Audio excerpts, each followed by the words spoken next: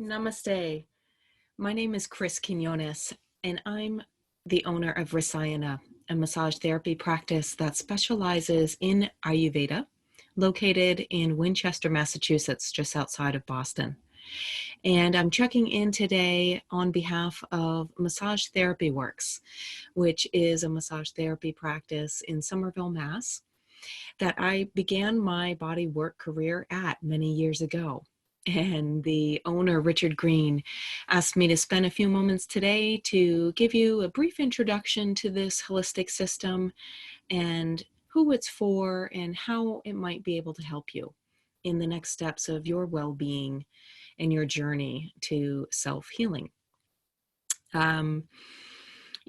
If you are watching this video, then it's likely you are a heart-centric person and you are invested in your health and your well-being. And it is a wonderful community at Massage Therapy Works with so many different modalities being offered and some really great practitioners there. I'm so happy to be part of that community and share with you a little of my knowledge around this system. Now, this system is one that is both a medical science and a philosophy and way of living. It is the art of daily life itself. And it is something for someone who is interested in finding more out about themselves. People who are invested in self-study and learning how to recognize your truest nature. And then from there, understanding what kind of choices in your life and in your habits are going to be beneficial for your unique needs, for your unique physiology, and what kinds of things to avoid and minimize that bring suffering in your life. And Ayurveda is a wonderful answer to these questions because it is a system that is based in nature and it's based around rhythm and relationships. And now Ayurveda can be broken up into two words. If you look at the Sanskrit word, the prefix ayu or ayus, A-Y-U, means life. Everything that includes life, the biology, the relationships, the energies that make up the universe and the cosmos and the physiology in our own bodies. And then you have the suffix Veda, which means knowledge or wisdom or the study of. So Ayurveda can be roughly translated as this daily art of living or the science of life itself, encompassing all aspects, the body, the mind, the senses, and the soul. Now, the Vedas are these ancient texts dating back to the Harappan culture around 1500 BC. And these texts are what really outlined daily life at the time. And they encompassed everything from martial arts to architecture to the performing arts to the sciences.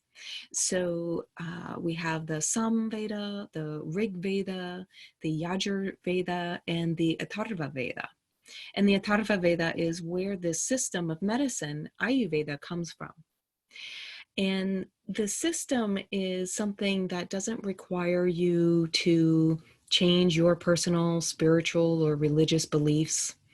This is a system and science of understanding your true nature and understanding your relationships within your life and community and your relationship really to the world around you as a whole.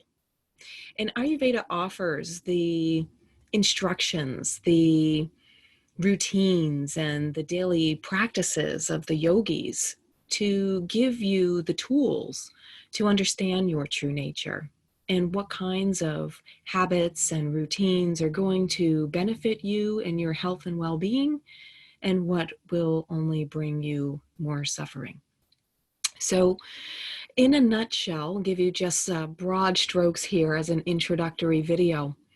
These three energies or forces in Ayurveda are made of these 5 elements that manifest in the world and make up our own physiologies.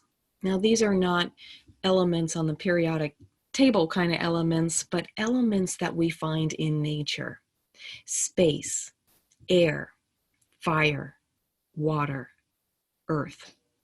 These elements and the forces that govern them in nature combine in different varieties to form these 3 unifying principles or energies in Ayurveda called the doshas: Vata, Pitta, and Kapha. And each of these energies, when they are in balance, they bring health and well-being and energy and a clear mind and strong, resilient tissue in the body. When these energies are imbalanced, when they go out of balance, then we experience dis-ease. And so these 3 energies, Vata is the first. It's made out of the air and space elements. And it's the principle of movement in the body. And it is light and mobile and dry and cold. And it has all of these kinds of gunas or characteristics and qualities to that element that bring about a very catabolic effect. So Vata dosha, this energy, has a breaking down effect on the body's tissue and on our minds, on our energy levels, if you will. The second dosha or energy is Pitta Dosha, and Pitta is made out of the fire and water elements. And this is a principle of transformation. It is the metabolism of the body. And Pitta Dosha governs our hormones, our neurotransmitters, our digestion, our cognition and understanding of a subject, of ourselves. This is the fire and water elements in combination, producing transformation and change. And the third energy is Kapha. And Kapha is made out of the earth and water elements, which bring about cohesion and stability and lubrication.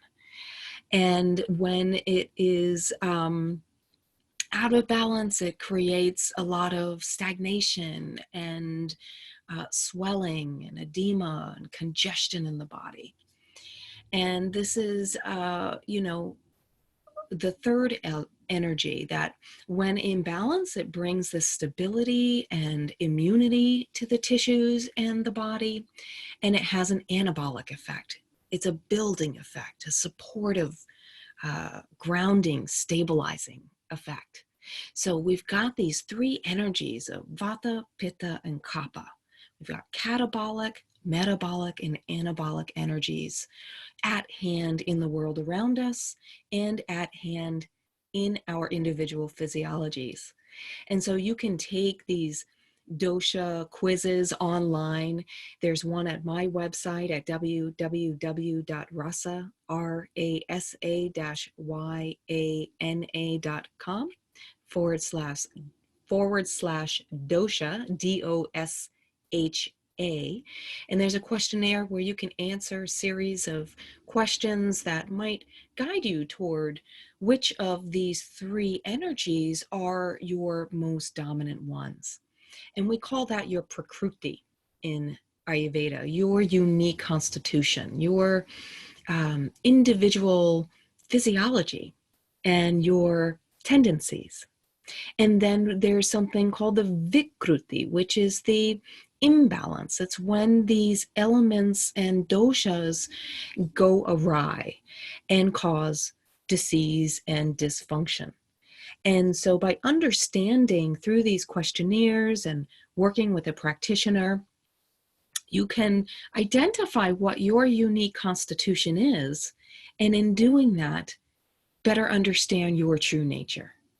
Understand where your strengths lay and where your vulnerabilities are, which will then inform the habits that you practice on a daily basis around self-care, when to rise, when to sleep, when to eat. These are the questions that Ayurveda provides through the wisdom of the Vedas and Vaidyas, and through thousands of years of trial and error of the yogis. And so this is something that I'm very passionate about, and is something that I offer as a specialist in Ayurveda in my Winchester practice. The traditional rejuvenating and detoxifying bodywork treatments are available at my practice in Winchester, as well as a number of online coaching programs that I offer, where you can dive in more deeply with me and study the practice and live Ayurveda with me. Anywhere from a 21-day program to studying with me for a full year. I want to help you thrive. And Richard thought it might be nice for you to know how to thrive too. So here's another tool that you can add to your toolbox. And if you want to know more and learn about what maybe your unique constitution is, then drop me a note. You can go to my website at www.rasa-yana.com and drop me a note on the contact form, and that will email me directly, and let me know if you want to talk and learn more about these energies, Ayurveda, and how to unlock your own self-healing capacity. And with that, namaste.